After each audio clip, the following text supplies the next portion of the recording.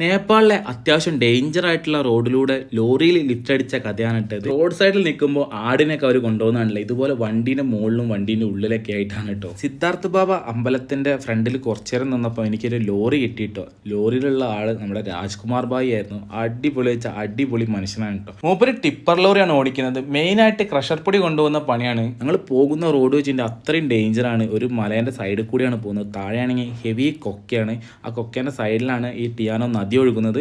സംഭവം നല്ല ഡേഞ്ചർ ആയിട്ടുള്ള ഒരു വഴി തന്നെയായിരുന്നു കേട്ടോ. അങ്ങനെ നമ്മുടെ രാജ്കുമാർ ഭായി ആയിട്ട് കുറേ സംസാരിച്ചു. മൂപ്പരെ ആരോ കേരളത്തിലൊക്കെ ഉണ്ടെന്നാണ് മൂപ്പര് പറഞ്ഞു വരുന്നത്.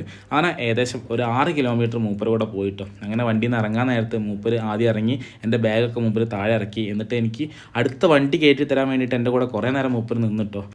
അത്രയ്ക്ക് അടിപൊളിയായിട്ടുള്ള ഒരാളായിരുന്നു കേട്ടോ രാജ്കുമാർ ഭായ്. സ്വന്തം മകനെ പോലെയായിരുന്നു മൂപ്പരനെ കണ്ടിരുന്നത്. അങ്ങനെ മൂപ്പരോട് ഞാൻ പറഞ്ഞു, ഭായ് പൊക്കോളൂ, ഞാൻ ഒറ്റയ്ക്ക് പോയിക്കോളെന്ന്. അങ്ങനെ മൂപ്പർക്ക് ഒരു ഷെയ്ക്കാനും കൊടുത്ത് ഒരു ടാറ്റിയും കൊടുത്തിട്ട് മൂപ്പരണ്ട് പോയിട്ടോ. ഇങ്ങനെയാണ് ഓരോ യാത്രയും. നമ്മൾ പോലും അറിയാതെ നമ്മുടെ ഹൃദയത്തിലേക്ക് ചേർത്ത് പിടിക്കാൻ പറ്റുന്ന ഓരോ മനുഷ്യരെ നമ്മൾ കണ്ടുമുട്ടും. ഇനി അടുത്ത വണ്ടി ലിഫ്റ്റ് കിട്ടുന്നവരെ ഇവിടെയാണ്. അപ്പം ബാക്കി കാഴ്ചകളൊക്കെ അടുത്ത വീഡിയോയിൽ. അപ്പം നിങ്ങൾ ഇതുവരെ എന്നെ ഫോളോ ചെയ്തില്ലെങ്കിൽ തീർച്ചയായിട്ടും ഫോളോ ചെയ്ത് സപ്പോർട്ട് ചെയ്യുക. അടുത്ത കിടിലൻ നേപ്പാൾ വീഡിയോ ആയിട്ട് നമുക്ക് വീണ്ടും കാണാം. Bye.